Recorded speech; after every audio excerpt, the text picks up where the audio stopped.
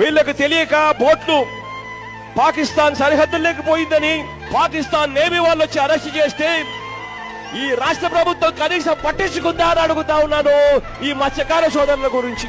ఇవాళ ప్రతి మత్స్యకార సోదరుడికి నేను భరోసా ఇచ్చి చెప్తా ఉన్నా, ఖచ్చితంగా మా రాజ్యసభ సభ్యులను ఇద్దరిని ఇచ్చి ఆ మత్స్యకార సోదరుల కుటుంబ సభ్యులతో పాటు కలిసిపోయేట్టుగా కేంద్ర మంత్రి దగ్గరికి వాళ్ళు వెళ్లి రిప్రజెంట్ చేసి మన వాళ్ళను మళ్ళీ వెనక్కి తిరిగి తీసుకొచ్చేట్టుగా చేస్తామని చెప్పి హామీ ఇస్తా ఉన్నానని చెప్తా ఉన్నా. సార్ మాకు ఇప్పుడు ఊపిరి పోసారు సార్, మాకు జన్మలో మర్చిపోలేను సార్. ఎందుకంటే బ్రతికినంత వరకు మీ సేవ చేసుకుని బ్రతికాను సార్.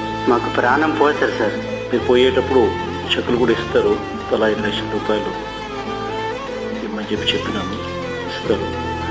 దాంతో ఇంకా మళ్ళీ అక్కడికి పోకుండా ఆ డబ్బుతో కొంచెం ఇక్కడే ఏదన్నా స్థిరపడేట్టుగా ఏదన్నా